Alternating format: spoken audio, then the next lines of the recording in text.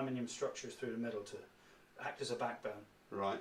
And then the formers are put on this, all threaded on, so they're all accurately. These are all cut nicely from Falmouth University. Brilliant. And cut with a laser cutter, so they're accurate. Then we've got the sponsons, well, the bones of the sponsons, the top and bottom formers, so that gives me the shape of the sponsons. And then obviously when it's assembled it can all be, there'll be foam fitted in between, which will be sort of made to this sort of shape. Some I prepared earlier.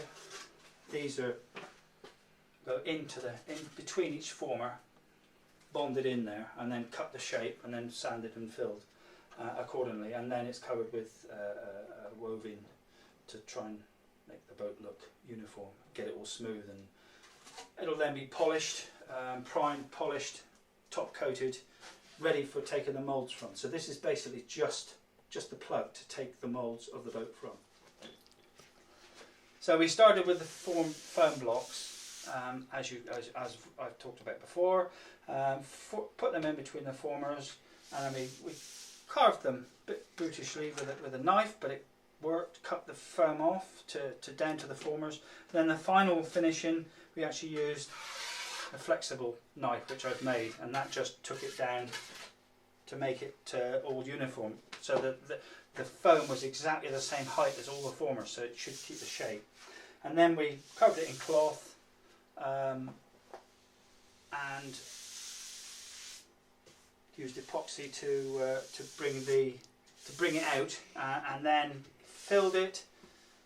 And I've then just basically sanded it down, kept sanding and sanding it until it gets to this sort of state.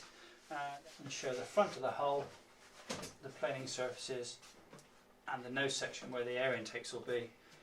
Air intakes through here, pilot sits here, and that's what it's got on the original boat, so that's what we're going with. Basically what I've done there is built this former, this mould, which is in 3 parts. The top half, which is, like I said earlier, nice and radius. The bottom half has to be in 2 halves because of the complex shape. So there's the plug, which made the top half of the mould first, and then the bottom half, which again is in 2 parts. So you've got a 2-part mould, so it's a 3-part mould in total, 2-part embellishment. So there's the 2-part mould, split down the middle, formers, make it nice and strong, keep the strength, and able to work on it properly. This is why I've put feet on it, like that will keep it upright when I'm working on the boat, and again on this, so I can cast the top half, the bottom half. Okay, now we've got the boat out of the mould. We've got, obviously at the bow of the boat, I've built in a water tank front and a water tank fore and aft, basically to collect, to stabilise the boat at high speed, basically to keep it, to balance the boat, to make sure it runs true. I can add and subtract water from the front or the back to equalise the boat to make it run properly. Fitted nice and tight, and this is the hatchway that obviously fits in the top, fits the boat on. Lots of work to do yet, but basically the boat's made now.